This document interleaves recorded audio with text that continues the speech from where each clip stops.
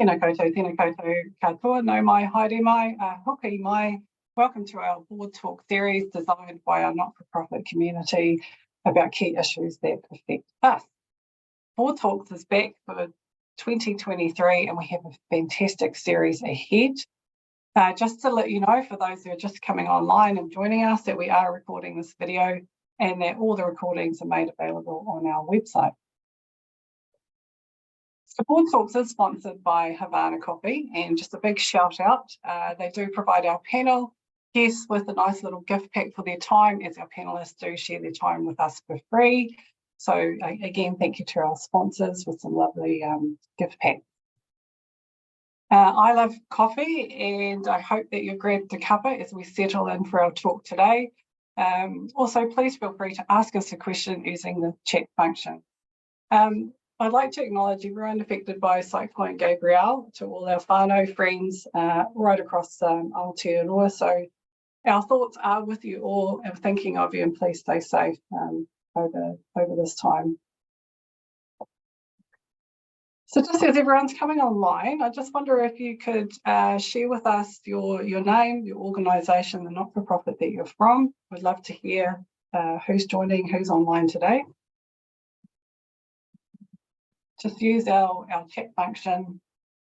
Okay, so our board talk today is about care and management dynamics. We have a fantastic panel with us today, and what I'm going to do is I'm going to ask them to, wrong slide. What I'm going to do today is to ask them to share 3 words that describe themselves. Sorry, would you like to introduce yourself? Yeah, 3 words. That's a bit tough. And I was thinking, oh gosh, I guess I am a bit driven, a bit loud, and I like wine. Can I like wine be hyphenated? Hyphenated with gin. And gin. Wine and gin.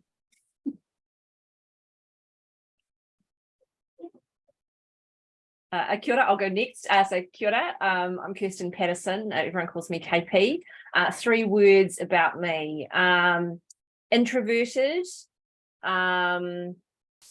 mischievous, and what would be my 3rd word? Governance nerd. Is there such a thing? Governance geek. Does that sound better? I don't know. Yeah. I like the governance geek. I think that's definitely myself as well. Stefan? Might be a name change for the organisation, Governance Nerds. No, my name is Stefan Speller. I went with energetic, curious, and then I exactly thought the same as Jo. I'm going to use some hyphens.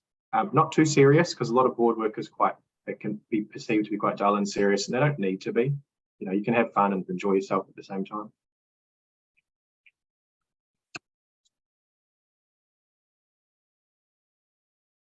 Well, it's lovely to have all of our panel guests with us today. So, okay, so the first question that I've got is, I'd like to get straight into it. Who's in charge and where do our responsibilities lie?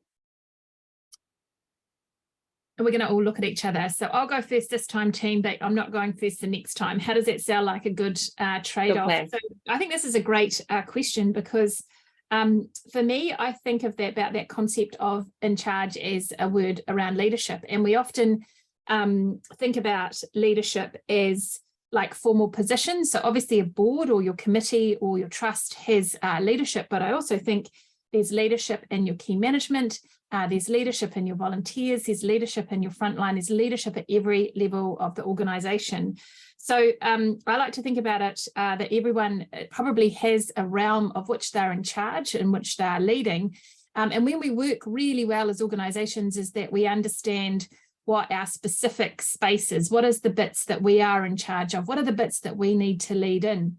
And obviously when we're talking about governance, there's some special things that boards need to do that probably only boards need to do. There's special things that management needs to do. There's special things that our amazing frontline volunteers and everyone else does as well. So for me, the in charge is probably all of us, but we need to be really clear about what our swimming lane is.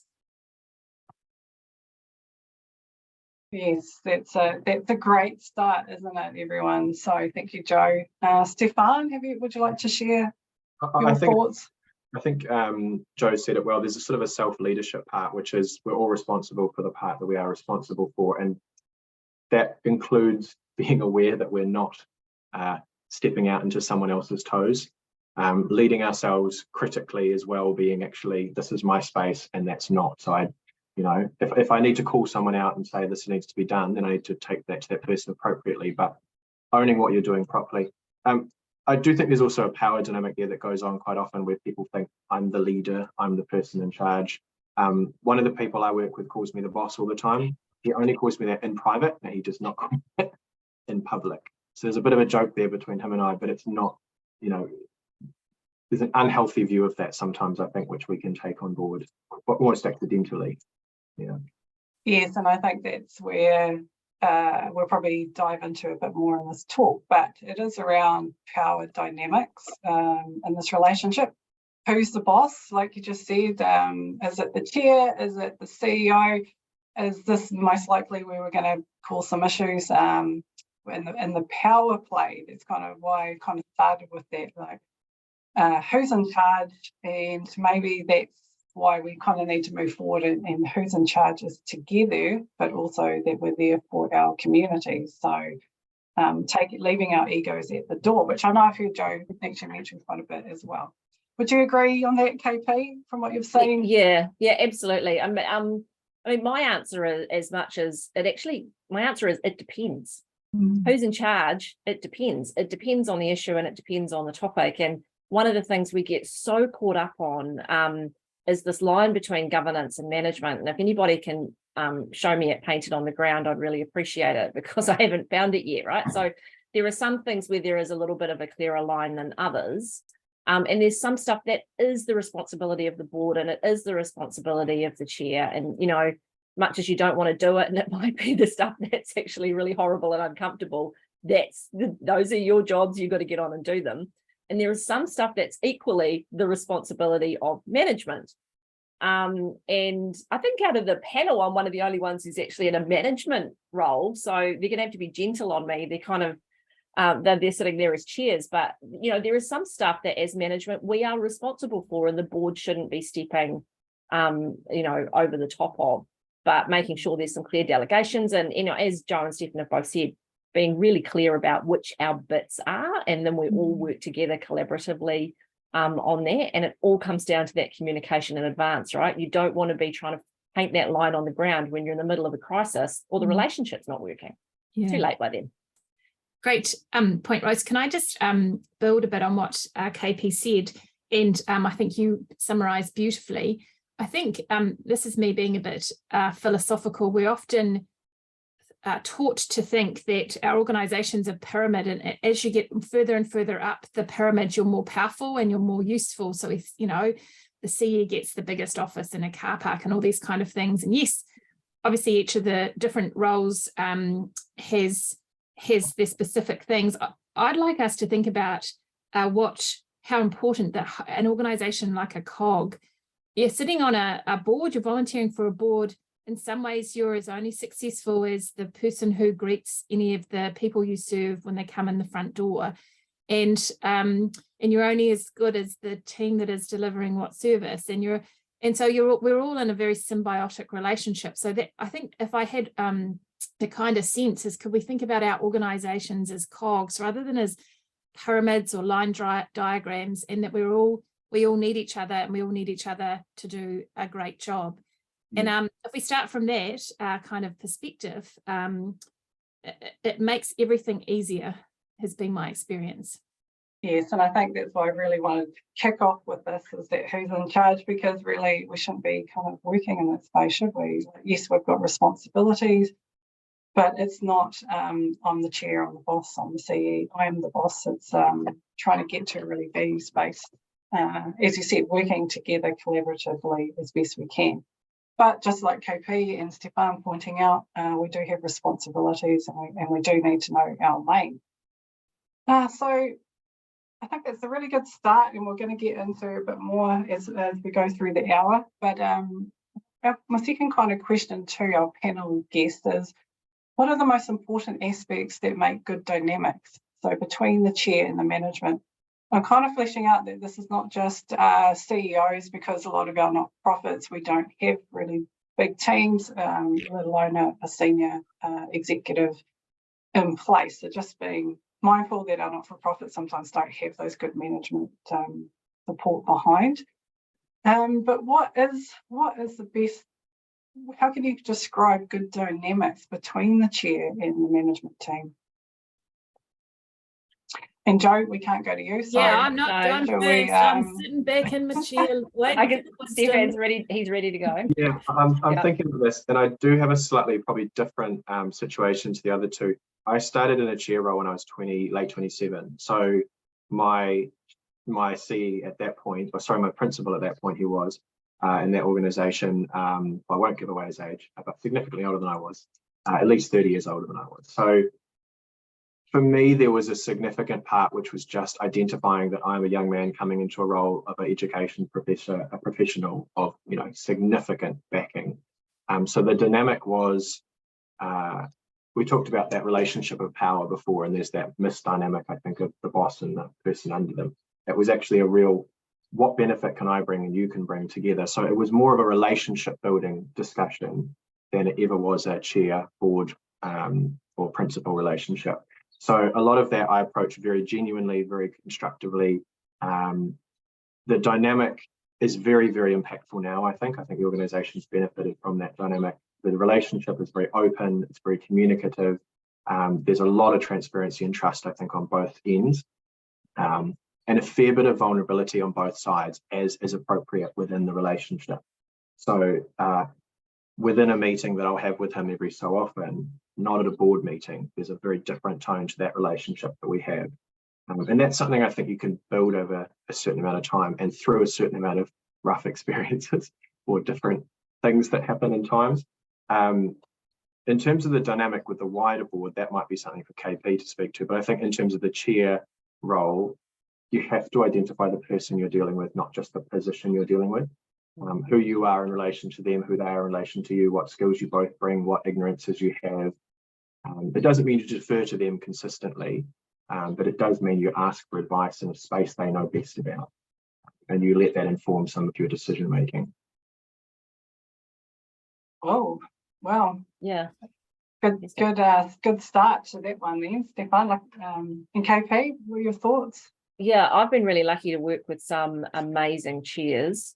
But in my not-for-profit life, I've also worked with some horrible chairs along the way. And where that dynamic has worked incredibly well, whether it's been me in management or when I've been a board member observing the relationship with management, is very much where there is a shared purpose and understanding of the purpose of the organisation, and there is an alignment of values. And you probably heard the book The Speed of Trust. So you can only go as fast and as far as that sort of stretch of trust will allow you to go. And if there's not mutual respect and trust in that relationship, then you can have as many strategic plans and wonderful documents and budgets and all these kind of policies coming out your ears, but you're never going to achieve. Because as Jo indicated, we achieve through people, right? We stand on their shoulders, and we can only go as far and as fast as that the people around us allow the organisation to progress. So it really comes down to that relationship of trust and the communication. Not too close either, because it's not good for boards where you've got CEO and chair or executive director and chair capture. If that's too close, there needs to be an element of, respect and a little bit of tension, in that relationship as well. But I think it comes down to what we all want in our communities and our families and in our work lives: respect and open communication, and the ability to sort of go, hey, this isn't working so well and I need some help with this, and to think the other person cares enough that there'll be some coaching rather than punishment when you have those kind of conversations in the first instance, right? Well, I don't have much to add other than I went for the the kind of technical pieces that we all understand our roles, like what our specific technical sort of roles are, and that we have some sort of shared vision and alignment. And that's often to do with the mahi that we're working on. And then I'd put, again, the really personal vision is that we have an understanding of each other, like understanding how we can communicate, what sort of preferences we have, all those kind of basic, I guess, sort of leadership, using our EQ to understand, so that we can work together as well. I am lucky enough to work with a lot of boards, sometimes at the point where things aren't working so well. And what I often find is when relationships start to crumble, it's often because we spent all our time working on the mahi. We spent our whole we had really packed meetings that were very focused on action, and we didn't do our whakawhanaungatanga. And then I always think that in relationships, you have a bucket and you build it up through working together, but you also can draw down on it. And often when we're in that transactional, let's just get the mahi done, we're drawing down on that. And I've seen COVID and on Zoom, we've drawn down on each other's buckets. I've seen the pressure that our organisations have been under, drawing down on the buckets, and we didn't balance it by reconnecting as people. So it's those two dynamics, I guess, the kind of technical, the role-based, and then just the straight humanity and relationship and humanness of the relationship. And they both need to be in play. Yes, that's fantastic feedback.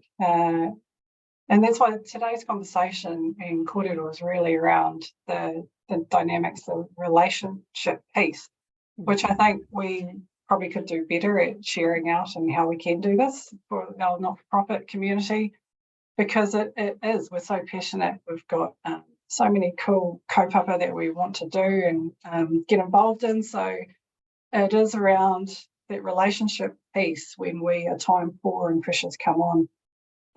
So fantastic feedback. So again, if you've got any questions for our panelists, please put them in the chat function. They're all experienced, so I think they'll be able to handle it.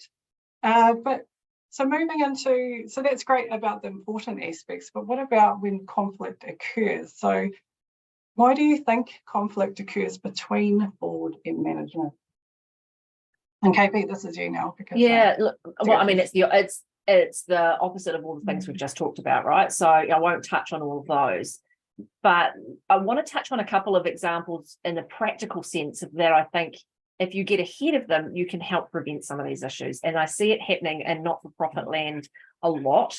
And that is where the CEO or management gets disconnected from the members or the stakeholders, right? So, and where that, because they, they're head down doing the mahi and got the plan, but when they get disconnected from what's actually happening in the clubs or in the community, where is that voice going to go? It's going to go to the board, right? Because often they're elected people or they're representatives or they're out in their communities. And so then you get people going, we're not happy about this. That's when that comes back down through the board cycle. And then you get that conflict in the situation. So I always, these things are all symptoms of other things, right? So it's trying to dig down into those issues and go, what's this a symptom of that actually we can work on together? So that's definitely one that I'd keep a little bit of a flag up for when you see that sort of disconnect or communication starting to break down with the broader stakeholders. You'll start to get some conflict in there.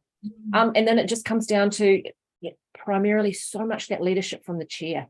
That tone that gets set at the top and that relationship is so critical.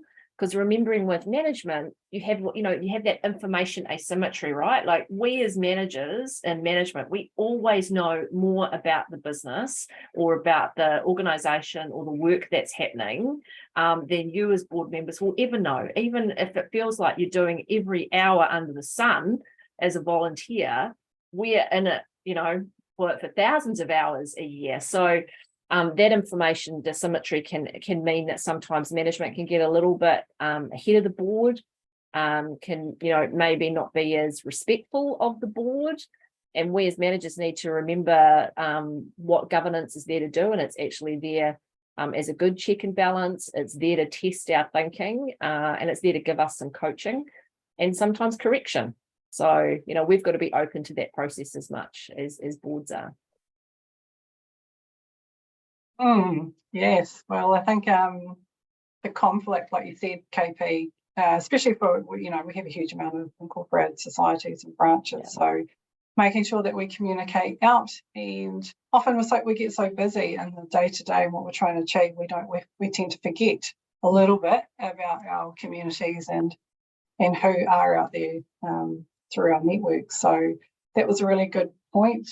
I know, KP, speaking to your previous chair was Alan Isaac, who uses that analogy of the chair as a coach and the CEO is the captain. So I think that coaching aspect is really important. But we've got a couple of questions that we have come in before we as well.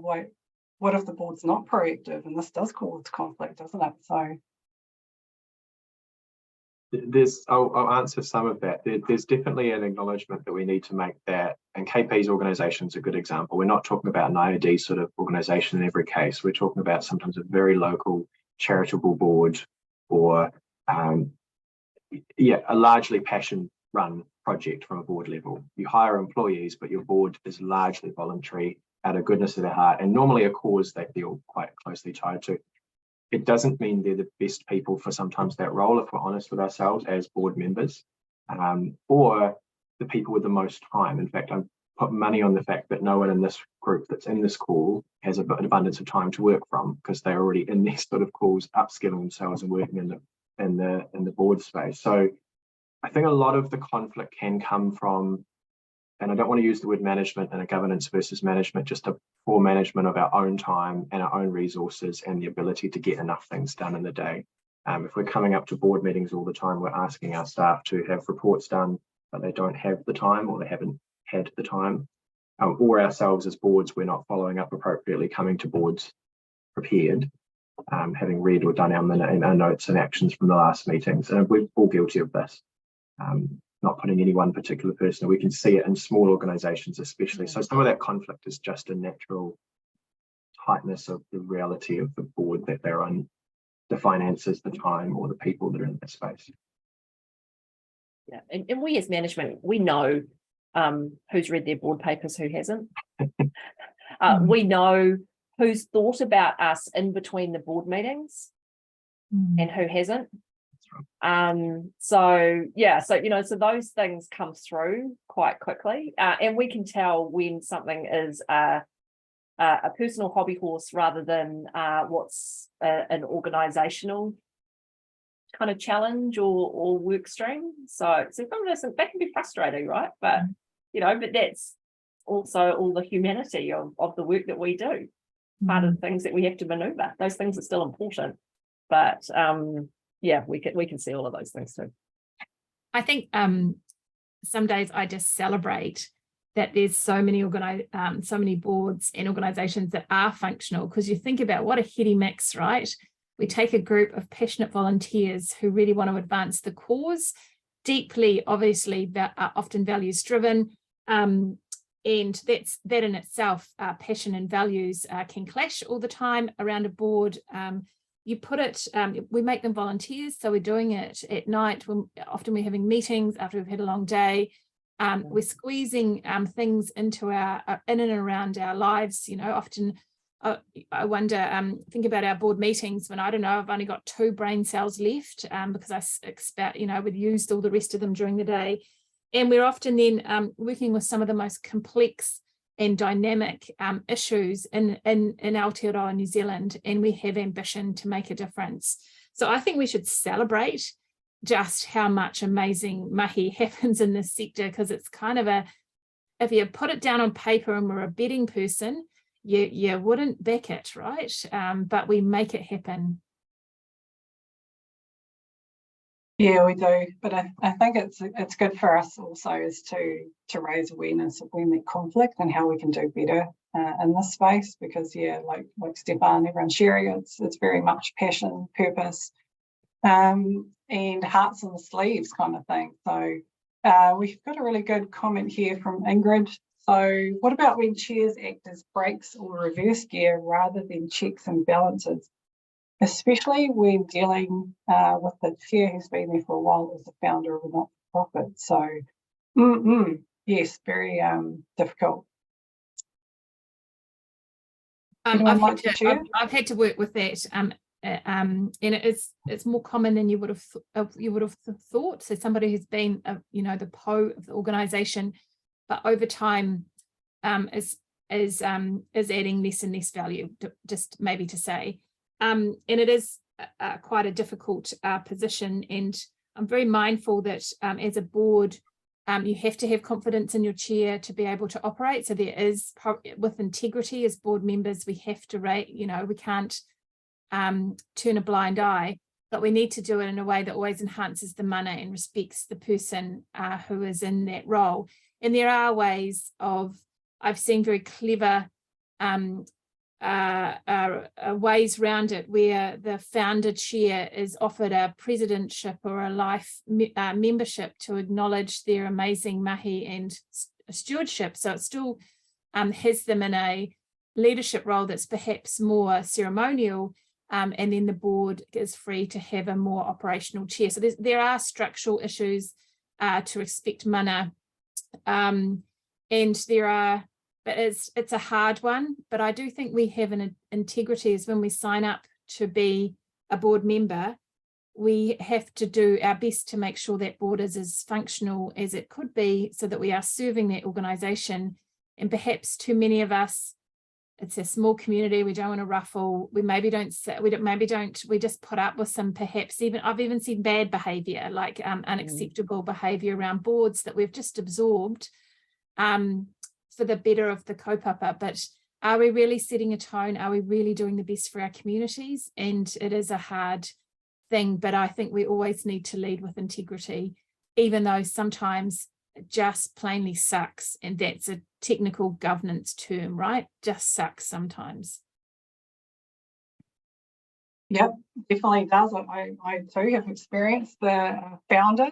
So sometimes you maybe just need to, it's not maybe the best advice, but sometimes it is advice that you might just need to walk away, because sometimes they just don't really want to give over the reins as much as they should. So okay, so I think we've kind of gone into the important aspects and some conflicts. Something I might just ask is, what about when you have two co-chairs? That's kind of becoming more commonplace. Have you got any advice for people out there who have to work with two co-chairs? I've got a co-chair who's actually on the call at the moment. I won't call her out. But it's been a real huge blessing compared to other boards I've been on where I'm the sole chair. It does create natural conflict, and that there's a miscommunication, abundance of available opportunities for that to happen. But if I'm honest, that already could happen between your chair and your board members individually. And it does. If you tell your board one thing from the chair, and it's not the way we talk, if I was to say something from the chair role, it's perceived differently by the X amount of numbers that are there already. But there's already room for that within your chair and your CE or your ops manager, principal, whatever that looks like, that role anyway. So there's already an abundance of miscommunication opportunities. And we I think as board members, we need to be overly aware of that. Often what I'll do in a meeting is, even if something's been agreed to quite simply, I'll still make sure it's been discussed a bit more, just to make sure no one's blindly accepted it and misunderstood what exactly we were agreeing to. So for a co-chair, for me, there has to be a little bit of give and take on both ends, that one of us is going to say something at some point that might put the other out, and that you kind of have to trust that person. KP talked about that massively. I don't think you could do a co-chair situation if you didn't trust the person to a unbelievably high degree, because I don't just trust that person with the role that we have separated as we have, or if we do that way, you're also trusting them with the word that you give someone as that role. It's sort of a really messy combination. I think it has massive, massive benefits though. It can allow for quite a nice transition if that's what you're looking at, as opposed to a deputy doesn't have quite the same coverage sometimes over something. it wasn't something I think I thought about genuinely seriously until probably about a year ago, and I saw it operating through the IoD site. I think I saw a webinar on it, but it has massive, massive impacts in that you can essentially double your workload as a chair. I think that's a game changer and bring skills in that one person simply can't have in their own capacity. Yeah, I think it's Stefan's, and one of the questions Hannah's asked is whether, does it relieve some of the burdens of being the sole chair? And I think if it works really well, you're sharing some of those portfolios or some of those responsibilities, and sharing leadership, which a lot of the time for the organizations that you're leading is actually about the kind of work you're trying to do, right? And so yeah, I think there's some huge benefits. All comes down to the personalities. Human beings, we're weird and wonderful creatures, but if you can get the right chemistry in place, then it can work really well. I will add to that, it halves the ability to talk to another person at the same level of the organization as you, to share your one mind, if you will, but it doesn't have the workload. There's still work for both of you to do. It's not going to change. Yeah, true. Yeah, means you can be in more places, right? You could, yeah. So absolutely. So you can increase your impact, probably. Yeah, for sure. And absolutely, question about the bicultural nature as well. Huge opportunity for here in Aotearoa to really bring life to Te Tiriti with a co-chair model. Community governance, Aotearoa, we have a co-chair arrangement. So we have 3 tangata whenua representatives and 3 te tiriti, and then so the chairs are elected from those rōpū. So myself reports into what works with the 2 co-chairs, and I've also been a co-chair of an organisation as well. So I think for me it was we had a wonderful chair. No one wanted him to go, but the workload pressure was kind of coming up. So it ended up, we worked really well together. I really enjoyed that kind of relationship and role. I think for management and 2 co-chairs, we just have to be careful that there's no outvoting or kind of steering, because you've got 2 to 1, and just to be mindful that we're not kind of getting into that space. But yeah, great comment. It was coming in from, was it Lee? So did you have any thoughts? No, but I just draw the, we think about these roles in terms of work and mahi, but sometimes the lessons are sitting really close to home, how we manage our intimate relationships, right? Like with our partners and stuff. It's all the lessons of that I think we need to take into our co-chairs and our governance and stuff, but we often put concrete sort of barriers between them. That's work, that's home, that's family, that's work. And it's like, oh, but we've learned how to co-chair kids, right? I don't know. Well, I haven't, I'm still learning. But in theory, right, we've learned a lot of these things and what worked. And I don't know, we had kids that tried to play us off, and I'm sure you all did. And it's great lessons about how you can take it into these really deep partnerships in a co-chair and in a governance leadership role.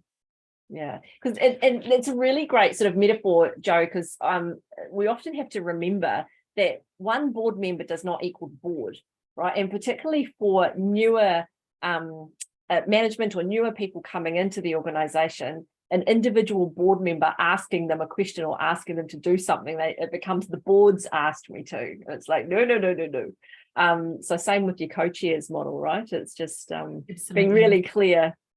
That mum doesn't get played off against other mum. Yeah, exactly. And I think if a chair is experiencing that they want someone, they want to introduce a co-chair because of workload, I think you just have to be really careful. Do you have the time and commitment to the role? Yeah. Or do you actually need to step aside? Like, what's the purpose of having a co-chair role for the organisation? Not just because you want to stay there, but you're not actually giving your time back. So, okay, yeah, I thought I'd put that one out there because lots of us obviously do have co-chairs. So let's move into some positive stuff. So what about positive examples or models of good dynamics that you've seen that we can learn from? Got some personal experiences of of the good relationships when it's worked well, when we've had fantastic chairs, and like to share. Is it background to me? Are they looking at me? I think so. Yeah. That's back to you. We weren't ominously pausing because there isn't good examples. There is. Hold on, thinking. The one I'd share with is it was actually as a board, we had appointed a new chief executive. Just it was a natural process, and we had a chair role about to step aside, and we actually had a really honest conversation about the personality of the chair and who would likely be the best fit. And I thought that was a really fascinating and really mature argument. I have to say that none of us were absolutely ego-driven, gunning for the top spot. And I doubt that many chairs I've met are there because they were the last one standing, or were the one that was too nice to say no, or which is sad, right? Because it is such an important pivotal leadership role. And I thought that was really interesting, because we were thinking then we have a kind of dynamic on this board where, yes, we have a chair, but we're all taking responsibility for the quality of the board meetings and the quality of our board.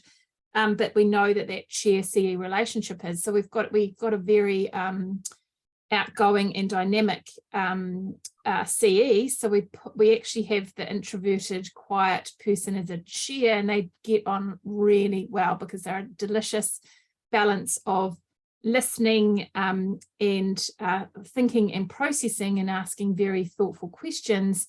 And when I was saying, if it was me, well, you got two loud people, the chances are you'll never hear anything in the conversation. So really open talk about who was going to be the best fit to build that really tight and would get the messages across to the chief executive in a way that we wanted to. I think that's a really good example. And that only happens, I guess, if you've got those kind of, often we don't have these, we don't have often our management people are the constants, it's us that's changing, but it's these things of to think about an open, mature conversation about what you need in a chair and then who's best to do that.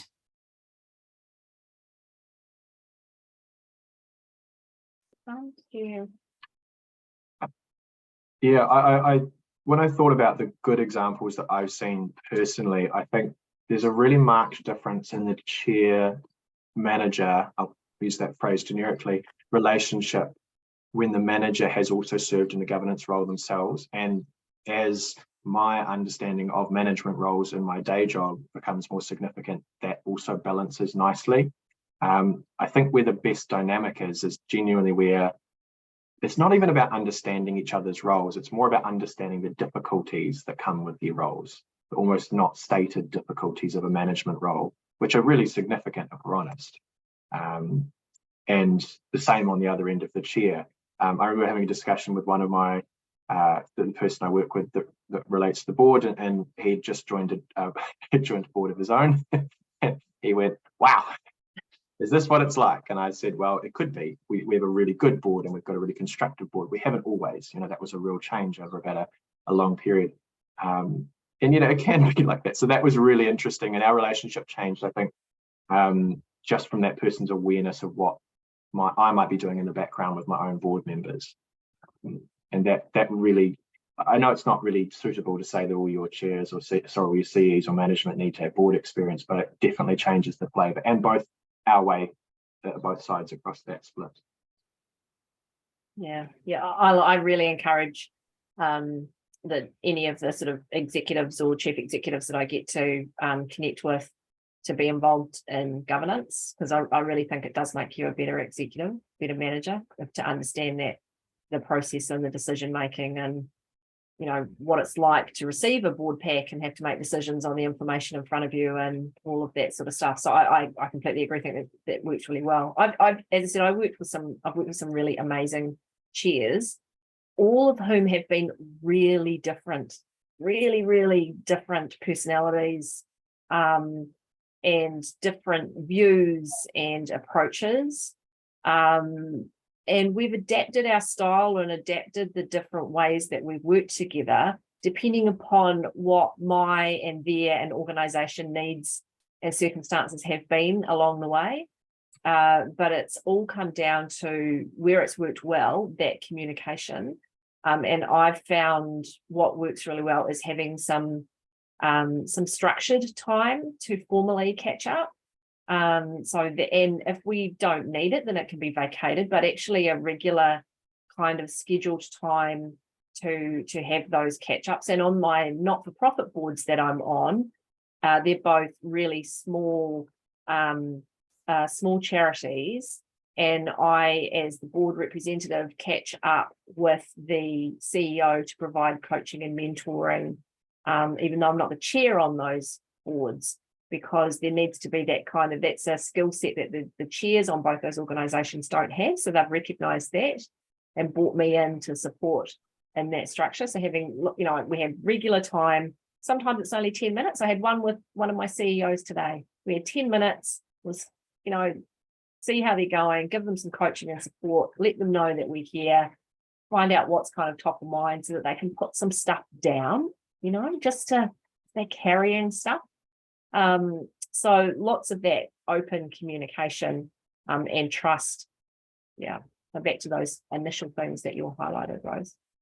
That's a really good point, isn't it, to understand both of the roles. And we often, I think the other one that often comes up is our chairs and not-for-profits we go through them, like you kind of said, KP.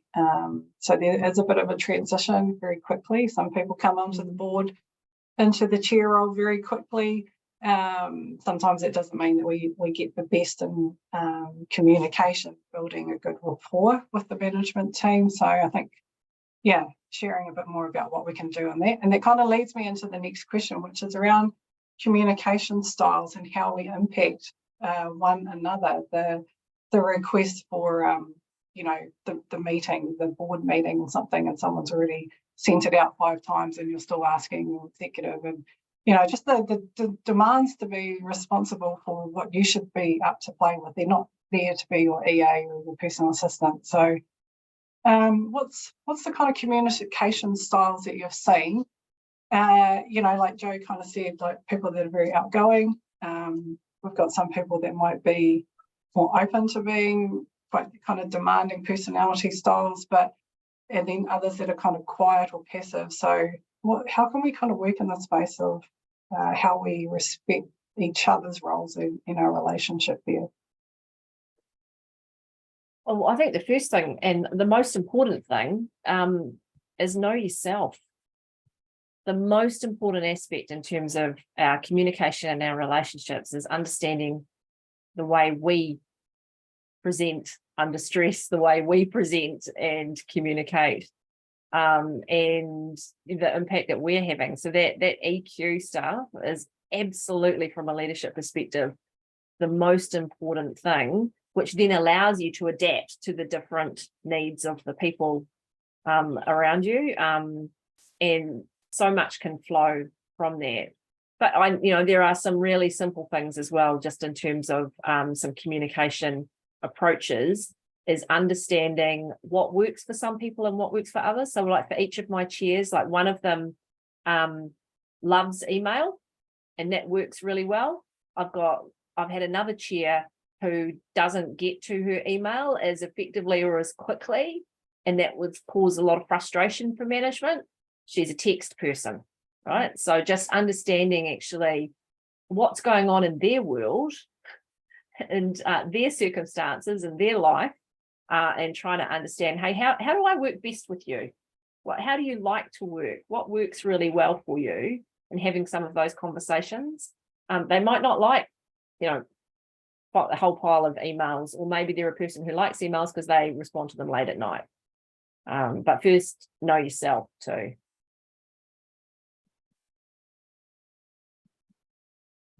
Stefan, did you have anything you'd like to add in there? Or? Jo was about to go, weren't you? Yeah.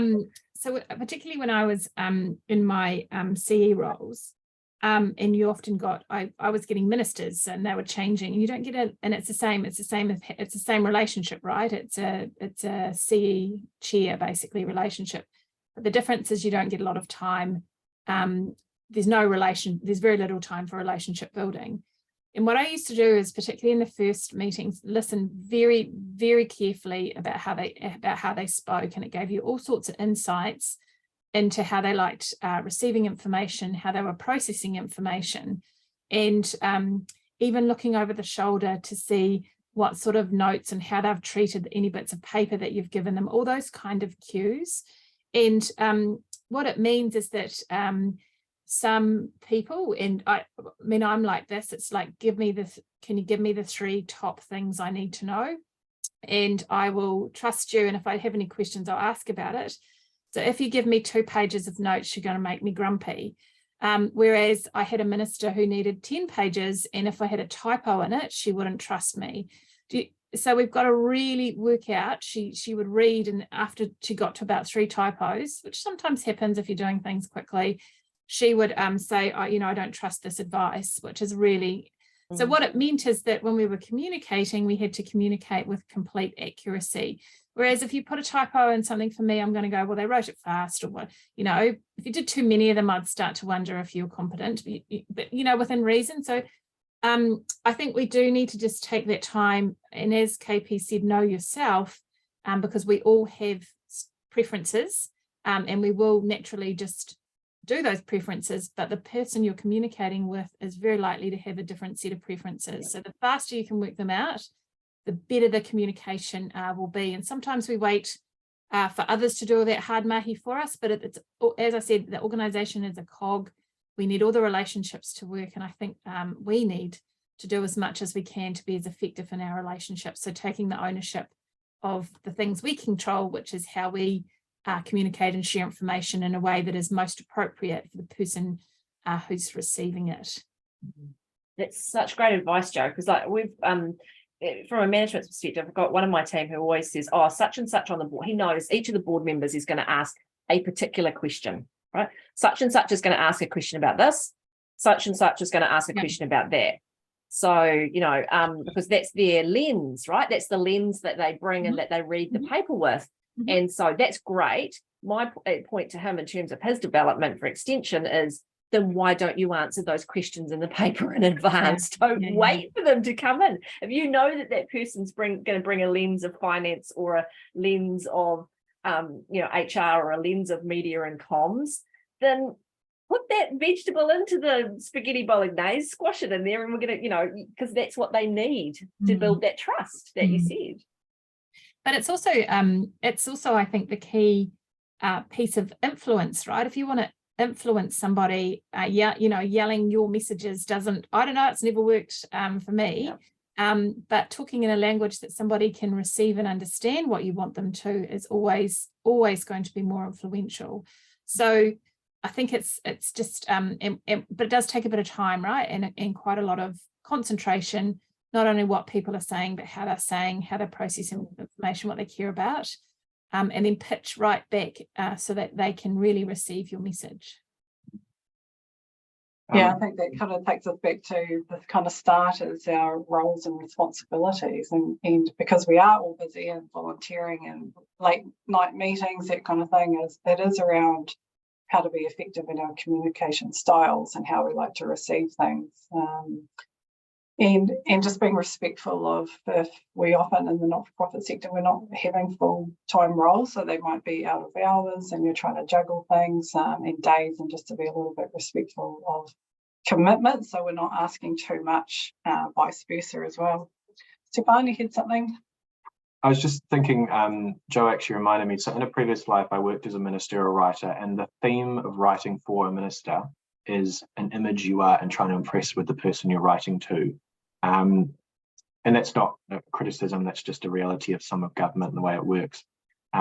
We've moved significantly to what we call a plain language standard, and that's actually been put into law over the last year. And I think it's really relevant to this discussion. I know it's written, but the basic concept is take your reader and what they need to know and what you want to communicate to them, and actually the thing that you want to communicate to them, do they need it? Do you need to communicate that to them? Yeah. Something that can come through ministerial letters, for example, is I am the minister of XYZ, I am an MP, I am a minister of the Crown, etc., etc. So it's a very powerful statement coming through to the reader. And if you're not careful, it can come through very threateningly or overpoweringly. So especially when you're writing to an MP, sort of, you've got to be very careful about your audience and what message you're portraying. And I think that's relevant to the board in that chairs are especially guilty of this, you know, saying from the seat of the chair XYZ, and the board sometimes feels compelled that that's what's been said. The way that you communicate is massive. And I often say things which I possibly don't need to, but I want to make them audibly clear to the board is, I'm not saying this as a chair, I'm saying it from my experience in this other space, or I personally feel very conflicted about this, but as a chair, if that's the role we need to play, then we may need to do that. So it's actually clarifying some of that. The other part in terms of comms is that I've definitely got board members who need a week to think about every decision, and it's not a criticism, it's just the way they work. So they think about something on a Monday night with a board meeting, I'll get a call on Friday, and I'll always get a call Friday morning and say, hey, and there are lots of really, really, really well thought out valid criticisms or constructive discussion. So I try and prefix that now with board packs being so comprehensive, they've already done that thinking by the time they get there and they can contribute. The other one I've learned over time is, as I said, if we get an approved decision, everyone says yes, I actually go around sometimes and say, are you happy with that? Are you comfortable with that? And go around, especially the quieter people that maybe not have said anything, just to really securely gauge their confidence and security in something. Because ultimately, if we make a decision and half of them weren't on board, collective responsibility is a bit of a joke if half of them didn't actually agree to it or couldn't bring themselves to agree to it. I think something that is, I've got a couple of questions in a couple of minutes before we wrap up, but I was really interested as well is how do we monitor and assess ourselves? So some of that's come up in the chat. We've got Glenn who's been sharing about the Myers-Briggs personality test, perhaps taking more time to, when we join together as a board, or we've got a new board members on, but to stop and assess ourselves, not just skills and matrix, but like, you know, personality. So how do we like to receive information? Are we visual? Do we have any certain needs that we may need to address? But yeah, so anything that you've got here and some tips about self-awareness that we could take stock of? Don't look at me, I'm not going first. That was sufficiently self-aware, Jo, that you knew that we were all looking at you though. So I think there is real value in either disc profiles or other aspects, Myers-Briggs, etc., to really understanding yourself.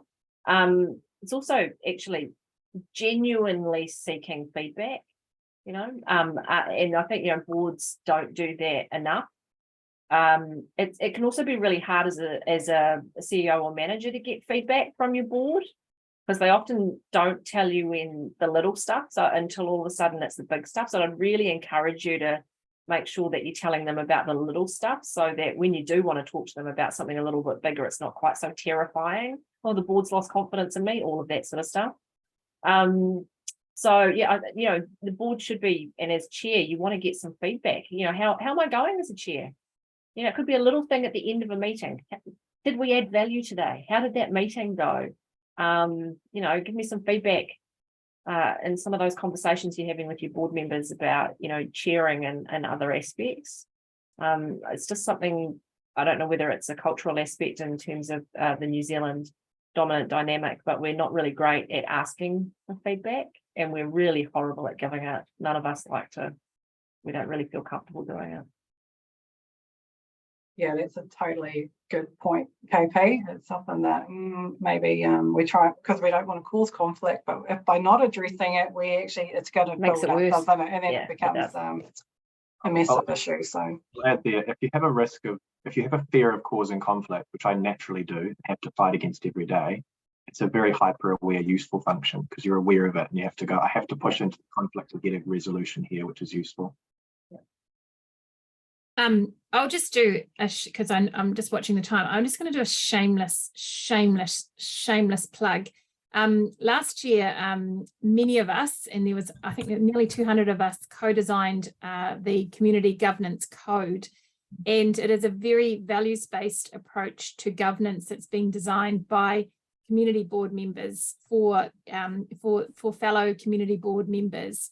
And it really does give a framework of what good looks like. And it's a lovely opportunity to just go through it and go, am I that? Am I that? Am I that? And obviously we built it so that boards could do it collectively as well.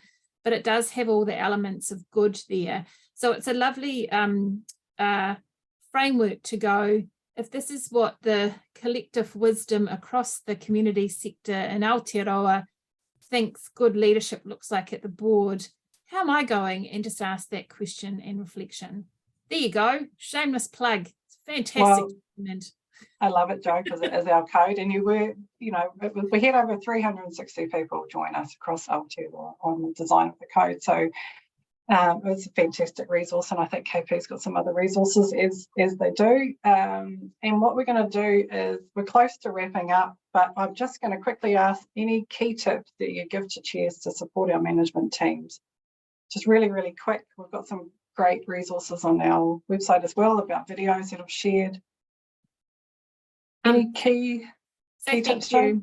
We often forget to just say thank you. Nice. Very nice. The board should thank its management team. Everyone, you should thank your board members. You should thank your funders. You should thank everybody. It's 2 words. It only takes a second.